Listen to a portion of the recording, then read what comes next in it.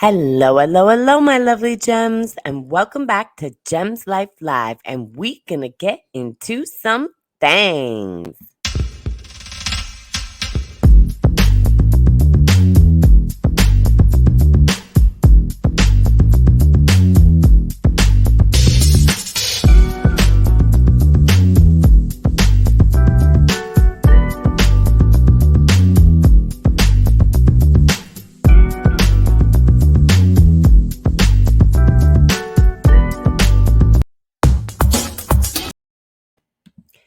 Hello, hello, hello, my lovely gems. Welcome back to the channel. Please hit that subscribe button and that notification bell.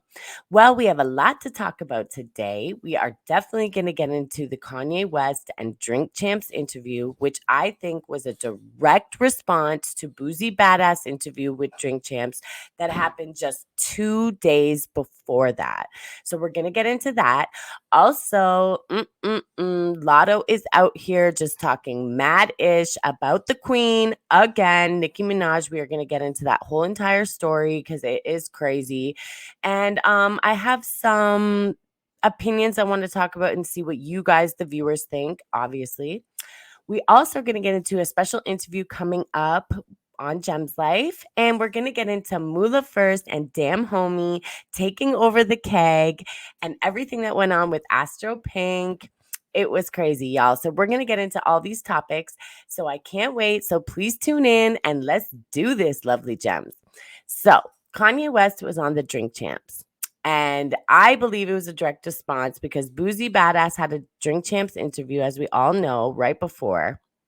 And he basically spoke up on the whole White Lives Matter t-shirt thing with Nori. And, Boosie has his opinion and he definitely isn't afraid to speak his mind. I think that he has love for Kanye, but I think he's just hurt by the antics and some of the things that maybe he doesn't understand in Kanye's mind. And I think that Kanye came to Drink Champs to give clarity, not obviously to the Jewish media, but clarity to his people that seem to be hurt by the way he is expressing himself at the point. So basically what happened was he came on Drink Champs. He actually gave a lot of information. Just, he went in on Pete Davidson, basically saying that, they're giving the public the assumption that Kim left him because Pete Davidson had a bigger than him. Basically, that's what he's saying. He basically went in on that he's an number 4 addict. If you know, you know. He's basically saying that he has been taken out of the home by the Jewish community. He's been taken out of his home as the father and the leader of his community. So I really think it was important for him to go on and explain these things. He made a few good points.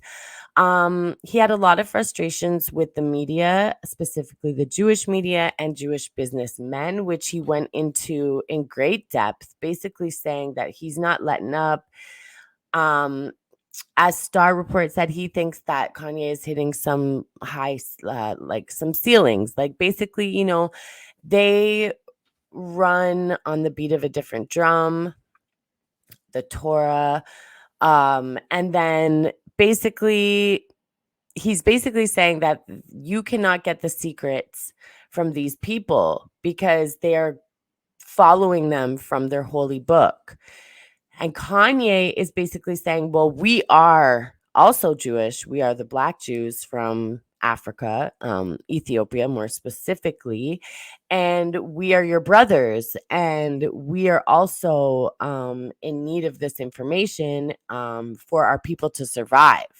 So I really respected Kanye's points because he is sticking up for his people and nobody can tell him that he can't do that. He has the money. He's talking about baby billionaires on baby billions. Like, what is that? Like on Drink Champs, he's talking about baby billions. Like, we don't even know the amount of money that this man has made. He's saying that he owns 95% of Yeezy and Kim owns the other 5.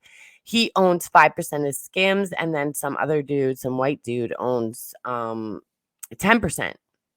So that was interesting. He also said that Drake had told him during their reconciliation with Jay Prince for the Larry Hoover concert, stuff like that, when they were reconciling, that Drake pulled him aside and basically said, you know, nothing ever happened between me and your wife. So he felt like that was cool.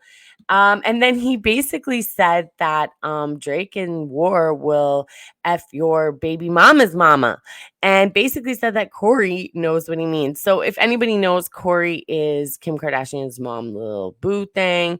So basically he's insinuating that Drake may have slept with Kris, allegedly. This is all alleged, of course. This is coming from Kanye, so I don't have actual receipts of this, obviously, but these are just some of the things he was covering in the interview.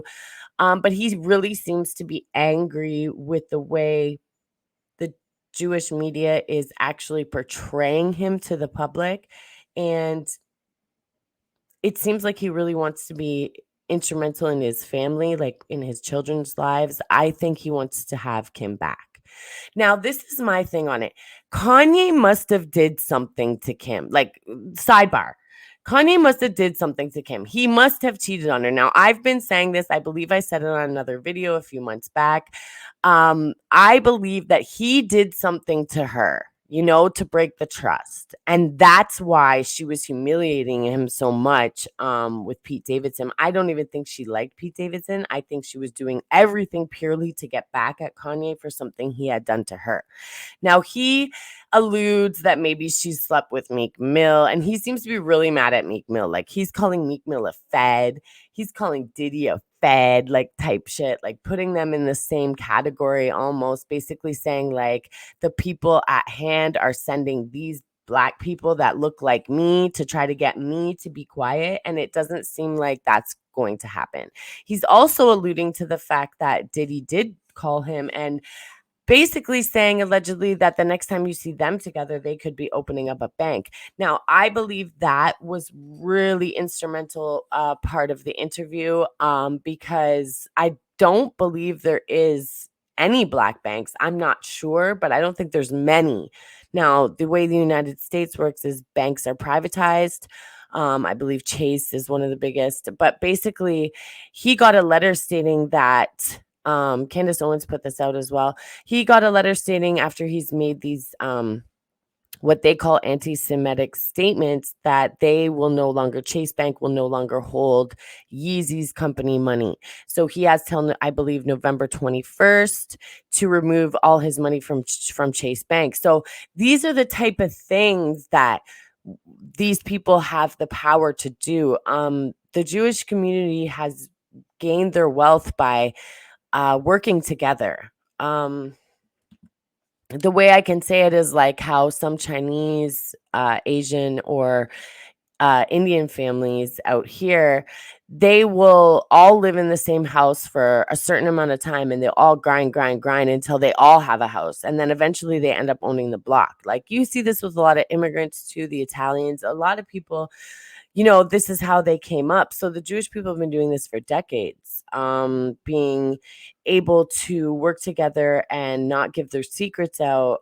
They do not get divorced, but they will be the lawyers to divorce you. That was another thing that he did say that got them some of their wealth. Also, I believe they were heavy in farming back in the day, like kind of like the Amish, not the Amish, but you know what I mean? Like, I believe they until they got into the financial aspect of everything, when the urban cities became a thing as opposed to being on farms, I believe they just took over economically, doing by what Kanye is saying, sticking together. And he was basically saying he was jealous of their community and that he wishes the Black Jews himself and others were more like that. And he's basically just sick and tired of being pushed around. And I think that's where his frustration lies.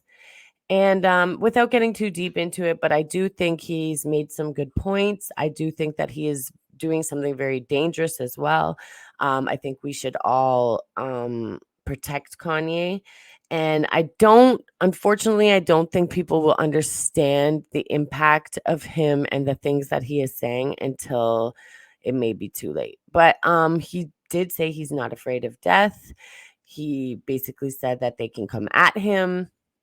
And I find it crazy because we are going to talk about Moula1st Damnhomie's takeover of the keg, but Moula has been using the whole Michael reference, and Kanye did that in this interview. I am Michael. Every Michael is basically what he's saying, and as we know, Moula does the whole Michael reference as well. So I think that's crazy, and I think that if the Canadian media sheds more light, shout out to Keepsakes. He was the one who actually posted that, the reference of it, and first, and I agree, and I think that we should all be posting that so that we can get Moula some shine for what he's been doing out here as far as that.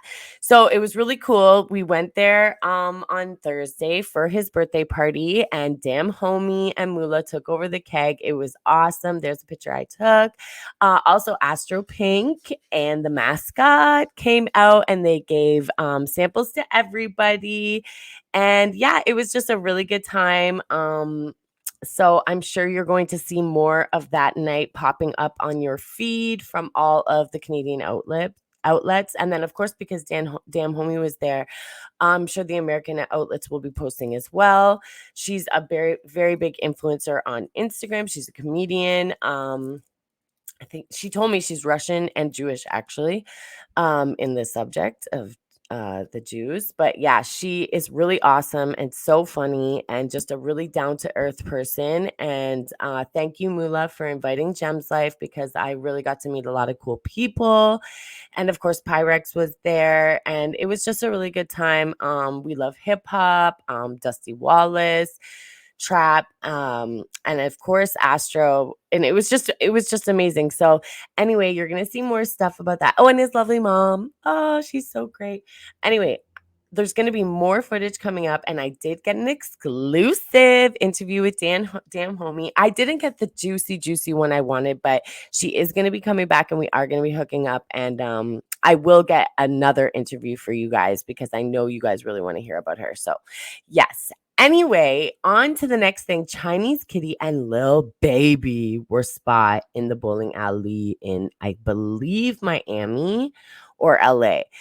Don't quote me, but that is so crazy. I mean, I thought that him and Jada Waiter were working it out. Like, I really thought she was just keeping it low. You know what I mean? Because Jada Waiter doesn't want to keep looking like an idiot all the damn time because of where this man decides to put his ding-a-ling. Like, it's just crazy the things that he does. And I mean, the working girls are out there saying, they're like, oh yeah, he pays good. Like, it is really a thing. Like, he must have a problem. Like, I don't know. But I feel like this younger generation is just all about the whole paying. Like, they're all just like a generation of tricks. Like, it's just weird. But anyway, just saying that I really think it's odd to see Chinese Kitty and Lil Baby together. I mean, I don't think it's odd because she's like not hot or anything like that. I just feel like, that's like an odd pairing. Like, I wonder where they met. I wonder how they started talking. And I just feel like, Jada, you need to let this man go because he is just out here. Oh, he's out here. He's for the streets. Okay. He's for the streets. He's like Future. He's like Drake. Like, they're for the streets. Just leave these men alone to their own devices because they're not ready. Okay? That's all it is. I don't know if they'll ever be ready because I mean, Future's up there. So I don't know. But anyway, leave these men alone. I mean, Lil Baby has a little bit more of an excuse because he's younger, but still, like, Jada, just don't waste your good years wanting this man to love you and you be the only one when that's what you really desire. I'm sure you can go out there, you have your own money. I'm sure you can find somebody who truly loves you and wants to give you the love that you need. Not saying that Lil Baby doesn't love you, but he is just a damn fool. But anyway, moving on to the next subject, my gems, we have to talk about Latto. So everybody knows the whole Nicki Minaj, Latto shit going on the internet. I mean, how can you not? Basically, what's happening is Nicki Minaj's song Super Freaky Girl is being taken out of the rap category for the Grammys and being put into the pops category. Now, she went on to Twitter and she basically said, I'm all about people moving my song to another category as long as we're being fair here. She's basically saying that Big Energy is a pop song. So if you're going to be moving Super Freaky Girl, then why would you not move Big Energy? Now, she did say Big Energy and Latto, not Latto, but basically saying Big Energy and bringing up her song. So Latto posted a screenshot of their conversation when they had the back and forth about, why don't you, she's basically saying, you can't say that you're in my lane. And Latto's basically saying, why can't other girls flourish? And blah, blah, blah. It's just a whole bunch of back and forth that I thought was unnecessary. But anyway, after that, Latto posted a screenshot basically saying, I agree with you that the song should be moved as well. But I don't think after our last conversation that you should be mentioning my name and the song. So that's how Latto's feeling. And I don't think that was the best thing because now Nicki is going off. They're going off on each other. Latto is calling Nicki a 40-year-old bully. Nicki's pulling up receipts about her dad being 64 and her mom being like 31 or some shit. And she's like, what's all that about? She's basically calling her a Karen, basically because Mulatto is half black, half white. But she's basically saying, you are a white girl. She is saying that you go on to all these interviews and name drop my name, saying you the biggest Barb and you showing up in lines when you were a kid with the pink hair and the fake Barbie chain and all that. But you won't stand up for a black queen when she's getting treated unfairly. Now, I can shout out academics. I could see academics' point about why would Latto want to jeopardize. See, and this kind of ties into what Kanye's saying too, right? Like Nicki's actually the real female Kanye because she's been talking about how the people are unfair for a long time. But why would Latto put herself at risk for winning an award that they obviously want to give her? Because that's why they're moving Nicki out of the rap category, because they have somebody in mind that they already want to win, aka Latto. They want Latto to win because RCA is going to make money off Latto through shows and endorsements, and it'll be more money if she gets a Grammy. Okay, because we all know Latto's not selling like Nicki.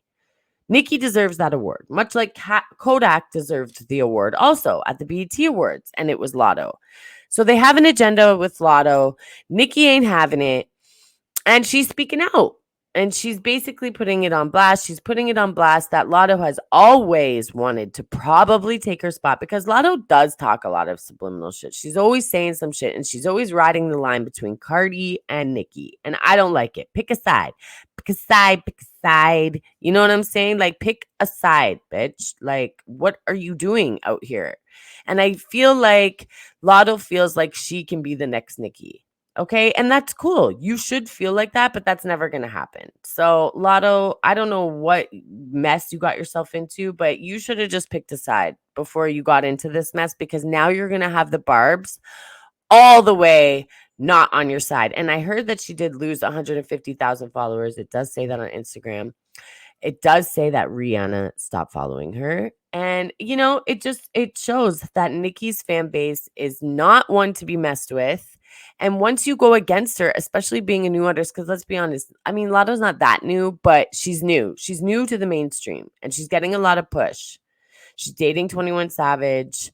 She doesn't like to put that out for some reason. Apparently, she might be a side chick. And that's why she doesn't say that her and 21 Savage are together. But who knows? She's talking about on Carisha Please that she's trying to have a baby in the next year. So if we see a little 21 Savage, Mulatto 21 Savage rolling around, then we'll know that it's for real. Okay. Anyway, other than that, I just feel like all these girls are really just butthurt that they can't get verses with Nicki. And then they go to Cardi and Cardi picks up all the little crumbs because she's trying to get at Nicki. Like, I hate this narrative is like, oh, Nicki doesn't really care about y'all. Like, this is what a lot of people say. Academics said it. Like, a lot of people say this shit. Like, oh, she's just using you. No, she's not, because she doesn't even have to reach down to you peasants anyway. Like, ever. She could go work with artists on her level and beyond, okay? She doesn't need to reach down, but she chooses to do that because you guys keep putting the narrative out that she doesn't help female rappers. But this is why she shouldn't, because you guys all act a damn fool. And then I don't think you should think that Cardi gives a fuck, because Cardi is just trying to dig into Nicki's backside with helping all you bitches. So she don't really care about you either. I'm sure she's way faker because strippers, they can act. they can act. They can act like your friend. They can act like they're not using you when they are. Like, let's be honest. If you don't know that culture, then you will not know if a bitch really cares about you or not. Okay? So I believe she likes Glorilla. I believe they have a real relationship because I believe Glorilla is a real bitch from Memphis and isn't gonna buy a bitch a paddock for if they don't have a genuine relationship. And I believe that relationship. But don't think that Cardi out here liking all you bitches and helping you with songs when really she's just trying to get at Nicki. And that's just the way I feel, okay? Thank you. This is all allegedly, of course.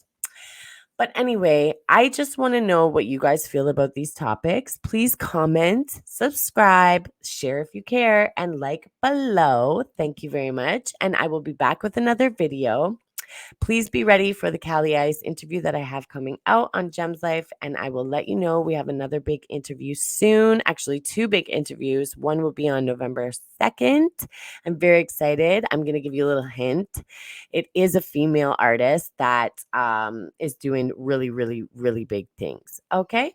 So anyway, that is my show for today. I love you, my lovely gems, and please like and subscribe, like I said, and hit that notification bell, and I'll be back with another video. Bye for now.